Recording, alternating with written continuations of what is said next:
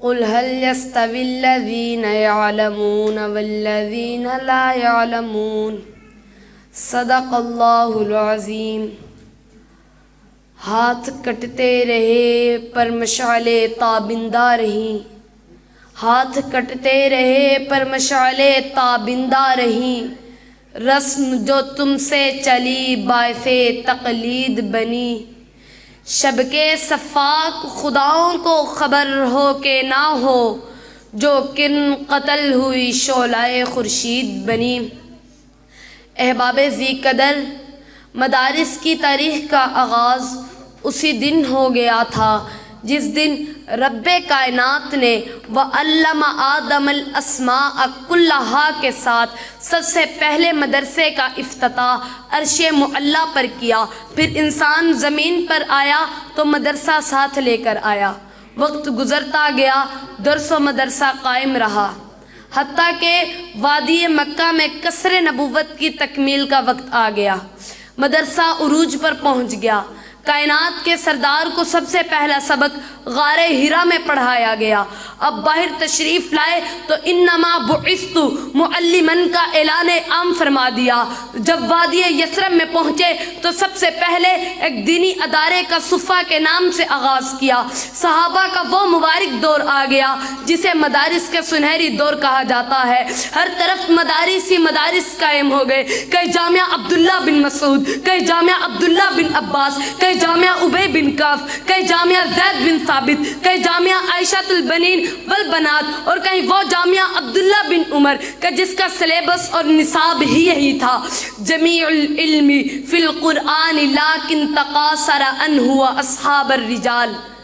سامعین ذی وقار، تاریخ کے سنہری اوراق شاہد ہیں صحابہ کے دور میں ہی مدارس نے ایسے سماجی، سیاسی، معاشی اور دفاعی ماہرین تیار کیے، ایسے طبیب و حکمران اور قاضی تیار کیے، ایسے ورکر اور کارکن تیار ہوئے کہ چشم فلک نے نہ ان سے بہتر سائنسدان دیکھے تھے، نہ طبیب و حکمران دیکھے تھے، نہ تاجر و مزدور دیکھے تھے، نہ سپاہی و جرنیل دیکھے تھے کہ جن کی ثقافت کے سامنے دنیا کی تمام ثقافتیں دم توڑ گئی۔ یہی مدارس کے علماء اور فضلاء ہی تھے جو احد کے میدان میں اترے تو اپنی انفرادیت دکھائی، جب تاریخ کا رخ کیا تو اپنی پھرتی ثابت کی، جب تاریخ کے سیاست کے میدان میں گئے تو اپنی امتیازت کے جھنڈے گاڑ دیے، دفاع قوم و وطن کی باری آئی تو قوم کا سر فخر سے بلند کر دیا، سائنس اور ٹیکنالوجی کے میدان میں بڑھے تو ایجادات کے ڈھیر لگا دیے، میڈیکل کے شعبہ میں قدم رکھا تو صدیوں سے لا علاج مرض قابل علاج قرار پائے۔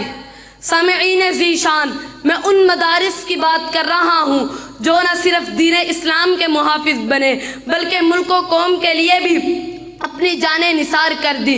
اس خطے کا بچہ بچہ جانتا ہے کہ جیلوں میں سڑنے والے، زندانوں کو آباد کرنے والے، جیلوں سے جنازے اٹھوانے والے، مالٹا اور غالہ جیسی بدنام جیلوں میں سزائیں کاٹنے والے انہی مدارس کے علماء اور فضلاء ہی تھے۔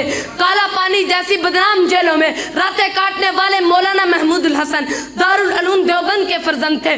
تم کیوں بھول جاتے ہو کہ انگریز کی عدالت میں کفن ساتھ لانے والے مولانا حسین احمد مدنی دارالعلوم دیوبند کے ہی سپوت تھے؟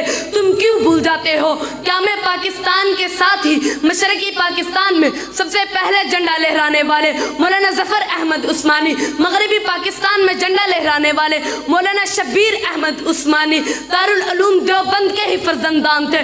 تم کیوں بھول جاتے ہو فتنہ قادیانیت کا سب سے پہلے مقابلہ کرنے والے انہی مدارس کے علماء اور فضلاء ہی تھے؟ وہ اور ہی ہوں گے کم ہمت جو ظلم و تشدد سہ نہ سکے، شمشیر و ثنا کے دھارے پر بات صداقت کہہ نہ سکے۔ یہ چشم فلک نے دیکھا ہے جو طاقت میں ہم سے بڑھ کر تھے، توحید کا جب طوفان اٹھا مد مقابل رہ نہ سکے۔ وما علینا الا البلاغ المبین۔